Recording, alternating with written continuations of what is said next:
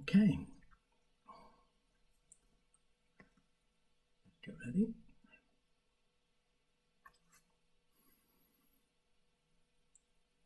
I've always been a Christian from an early age.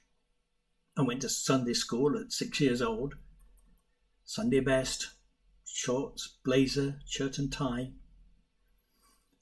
The family attended all the services at Easter, Whitsun, Harvest Festival, Christmas, went to other garden fetes, beetle drives, parish events.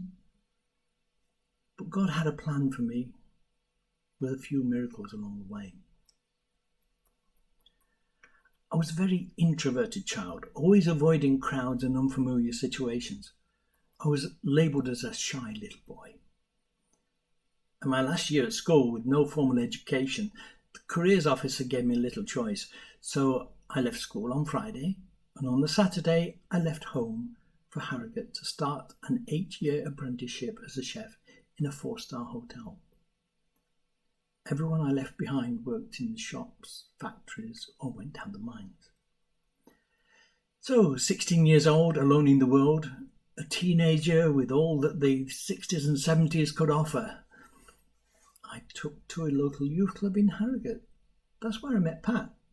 She was 14, still at school, but it was love at first sight. 6 years later, we married, moved to Nottingham, bought a house that we definitely couldn't afford. We moved in with nothing but a few family-donated items. Then a tax rebate arrived. We made our first purchase together. An Old English sheepdog puppy. We had everything we needed. Now, I hadn't been to church since I left home. That was over 10 years earlier. And one Sunday was talking with Pat about maybe going to a local church to get involved in the community when, just as I'd finished saying it, there was a knock on the door. It was our neighbour, Rose Burrows. Looking nervous, she said, I was wondering if you'd like to come to church with us on Sunday? Talk about perfect timing. We went to that church and became born-again Christians. We stayed there for around 40 years before we joined the Rock Church, where I'm still serving God, involved with our older members, and also part of the maintenance and pastoral care teams. I'm still married to Pat, with 3 amazing children, getting closer to God each day. Now, at the start, I mentioned miracles. Well, here's a brief list of just a few of them. Getting our first house that we clearly couldn't afford. Our neighbour turning up at the door with an invite to church just as we were discussing it. A complete change of character, going from a shy introvert to being a lecturer and speaking at a convention in front of more than 250 people. I used to smoke 40 cigarettes a day.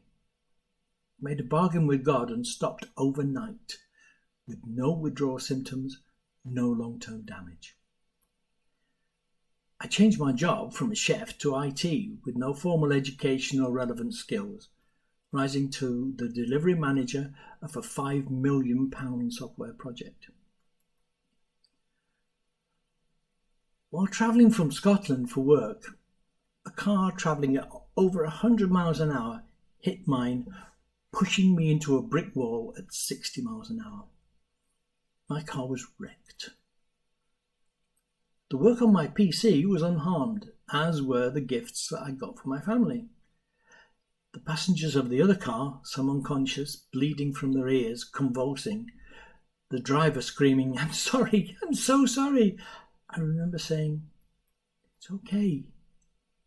We're all alive." When the police interviewed me, the constable said, but I don't understand. Looking at your car, you should be dead.